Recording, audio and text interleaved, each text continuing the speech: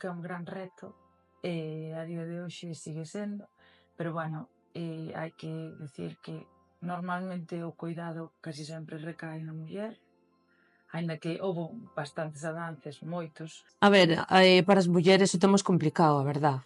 Emprendín o mellor un pouco tamén pensando en na conciliación porque é máis fácil.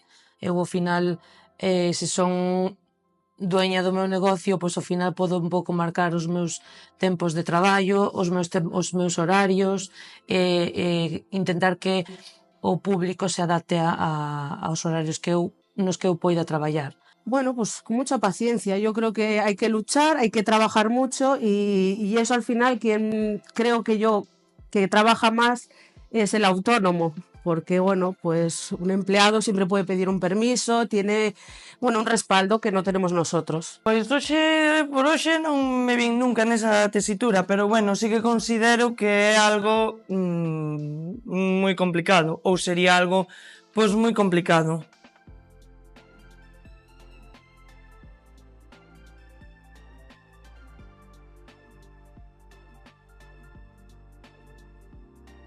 Temos moito que facer, moito que lograr, pero bueno, avanzou moito. No, puede ser que no, puede ser que yo tenga un poquito más de carga, pero eso tampoco quiere decir que mi situación sea igual que todo el mundo. Home, sí, eu considero de non ser así debería serlo. É dicir, eu considero que sí. É dicir, tanto na miña vida como no meu entorno sempre foi así.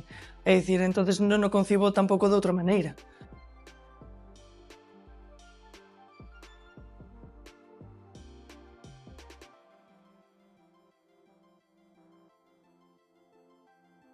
Sí, agora cada vez máis hai unha rede de mulleres emprendedoras que te leva a poder facer, intercambiar experiencias, oportunidades, desafíos.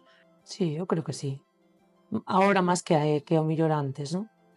Porque, bueno, todos nos demos conta que a unión fai a forza. Sí, considero que, bueno, que enfocamos todas ao mismo, que todas loitamos polo mismo, pero que tanto nun concepto como noutro creo que loitamos, é dicir, todos